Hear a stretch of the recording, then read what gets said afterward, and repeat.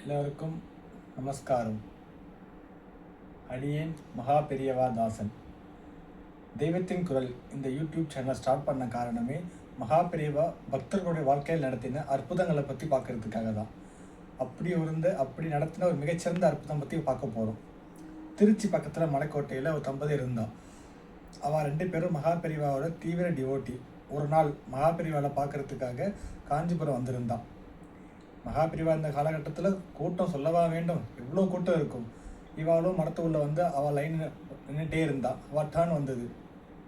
இவன் 2 பேரும் மகாபிரிவாவை பார்த்து சாஷ்டாங்க நமஸ்காரம் பண்ணி பிரிவாவை சேவிச்சுண்டா. பிரிவா அவள் ஆத்து மாமாவை பார்த்து, அதாவது இந்த குடும்ப தலைவரை பார்த்து கேட்டா, என்ன பண்ணிட்டு இருக்கேன்ட்டு. அவள் சொன்னால், நான் உத்தியோகத்தில் இருக்கேன் பெரியவா, ஆஃபீஸ் உத்தியோகத்தில் இருக்கேன். வேறு என்ன பண்ணிட்டு இருக்கேன்னு கேட்டா.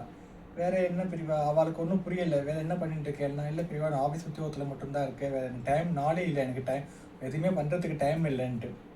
அவள் ஆத்து மாமியை கேட்டா, நீ என்ன பண்ணிகிட்ருக்க. அந்த மாமி வந்து, பிரிவா நான் வீட்டு வேலைகளை பார்த்துட்டு இவாளுக்கு சமைச்சு போட்டுட்டு பசங்க இருக்க அவளையும் ஸ்கூலுக்கு அனுப்பணுன்ட்டு. அப்படியா, வேறு எதுவும் பண்ணலையான்ட்டு. இல்லை பிரிவா நான் டெய்லியும் காவேரி ஸ்நானம் பண்ணிட்டு இருக்கேன், காவேரியிலேருந்து ஜலம் எடுத்து பக்கத்தில் இருக்க சின்ன சின்ன கோவில் அபிஷேகத்துக்கு கொடுத்துட்டுருக்கேன் அப்படின்னு சொன்னான். மகாபிரிவா 2 பேரையும் பார்த்துருச்சுட்டே வந்து மாமாவை பார்த்து, அந்த குடும்ப தலைவரை பார்த்து, நீ இனிமே சந்தியாவதனத்தை பண்ணிட்டு பக்கத்தில் இருக்க கிரிவலம் போயிட்டு வா மலையை சுற்றின்ட்டு. அந்த மாமியை பார்த்து நீ காமாட்சி அம்பாவோட ஜபம் எடுத்துக்கோன்னு சொன்னான். உத்தரவு வாங்கி அவள் 2 பேரும் அவன் கிளம்பிட்டா ஊருக்கு. அந்த மாமா வந்து டெய்லி மகாபிரிவா சொன்ன உத்தரவை கேட்டு டெய்லியும் பண்ணிட்டு இருந்தான். சந்தியாவதனத்தை பண்ணிட்டு கிரிவலம் போயிட்டு இருந்தான். இந்த மாமியை அதை மறந்துட்டா. அவளுடைய ரொட்டீன் லைஃப் அந்த ஸ்டைலில் அதை மறந்துட்டான். கொஞ்ச நாள் கழித்து அந்த குடும்ப தலைவருடைய நண்பர் அவள் ஆற்றுக்கு வந்திருந்தான். வந்திருந்து வீடெல்லாம் பார்த்துட்டு, ஆஹா பெரியவா ஃபோட்டோவாக இருக்குது, பெரியவா அனுக்கிரகம் உங்கள் வீடு நல்லா நிறைஞ்சி இருக்குது, உங்களுக்கு அம்பாள் குடியிருக்கா அவங்க ஆற்றுல அப்படின்னு சொன்னான். அந்த மாமிக்கு அப்போ தான் ஞாபகம் வந்தது. ஆமாம் பெரியவா சொன்னான்ல காமாட்சி அம்பாள் ஜபம் எடுத்துக்கோன்ட்டு, நம்ம அதை மறந்துட்டோம்னு சொல்லிட்டு அடுத்த நாள் வைராக்கியத்தோடு எழுந்து ஜபத்தை ஸ்டார்ட் பண்ணான். கொஞ்ச நாள் கழித்து இவள் 2 பேர்த்தில் பண்ணிகிட்டே இருந்தாள். கொஞ்ச நாள் கழித்து கொஞ்சம் மாதம் கழித்து அவள் 2 பேரும் மடத்துக்கு போனான் மகாபிரிவாவை பார்க்குறதுக்கு. நமஸ்காரம் பண்ணால் பெரியவா அப்போ எதுவும் பேசலை. இவாளும் கடந்து வந்துட்டாள் நிறைய கூட்டம் இருந்ததால். இந்த மாமா அவள் ஃப்ரெண்டை பார்க்க பேச போயிட்டு இருந்தாள். இந்த மாமி மடத்தில் ஒரு ஓரமாக உட்காந்துட்டு இருந்தாள். கொஞ்சம் நேரம் கழித்து அணுக்க தொண்டன், மகாபிரிவா கூடவே இருக்கிற அணுக்க தொண்டன் மாமியை பார்த்து கையசைச்சு இங்கே வாங்கோன்னு சொன்னான். இந்த மாமிக்கு ஒன்றும் புரியல. என்னையா கூப்பிட்றான்னு இருந்தா. அந்த அணுக்கத்தை சத்தமாக கேட்டா, இங்கே வாங்க மாமின்ட்டு. இந்த மாமி வந்துட்டான். பெரியவா அப்போது மேனால இருந்தா. அந்த ஒரு க்ஷணம் இந்த மாமி உள்ளே வந்தா, பெரியவா மேனா கதவை திறந்தா.